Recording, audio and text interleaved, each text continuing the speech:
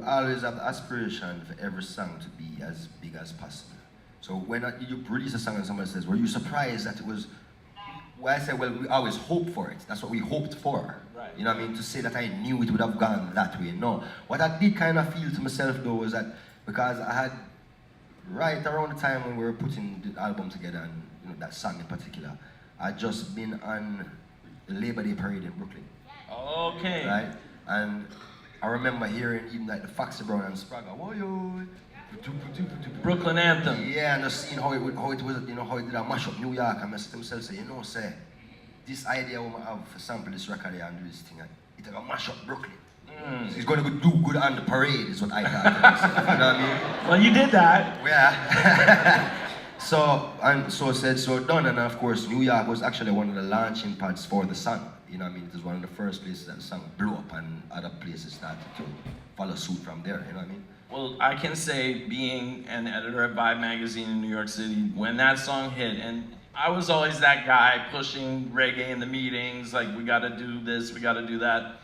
That song needed no push. Everyone got it. Everyone, it rocked the boulevard, it rocked the avenue, it rocked the lane and the main and everything. And I understand, maybe you can enlighten me a little more, that you had a lot of big rap dudes running you down, trying to sign you behind that record. Yeah, I think, I want to say that I perhaps might have been one of the most courted reggae artists.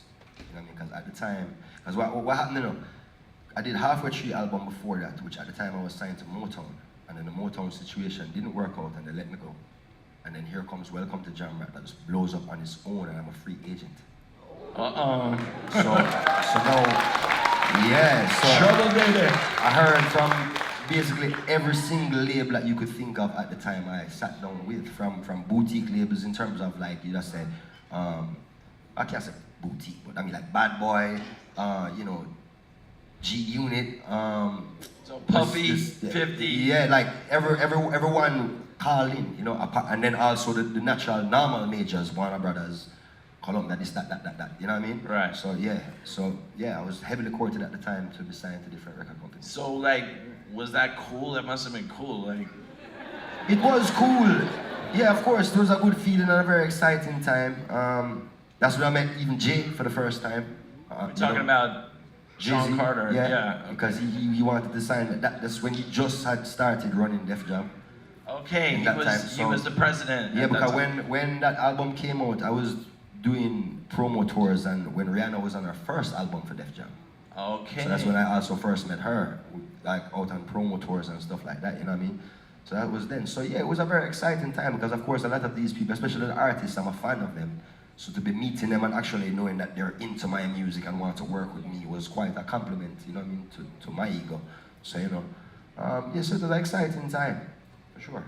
Definitely. And so another thing that needs to be mentioned when we talk about that record is there have been, a lot of great songs that won a Grammy for Best Reggae Album. Actually, the album would win the Grammy.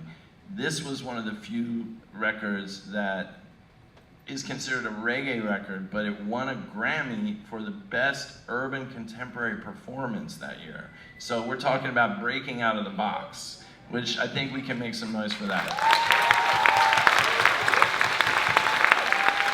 What did that mean to you, just this idea of like not being pigeonholed in that sense? Well, I want to tell you, more than even thinking about it that way, about pigeonhole, it just means a lot to me because, again, just like the Cruise, I'm making history on behalf of the genre because no one from our genre has ever won more than one Grammy in a night. You know what I mean? So I'm the first of Jamaican music, or reggae, you should say then, to have won 2 Grammys in one event. You can clap for that. So again, that will always be a part of my legacy and a part of the history and a part of my contribution toward the world of music and especially the genre of reggae music. You know what I mean? So it's something I'm very, very proud of in that sense.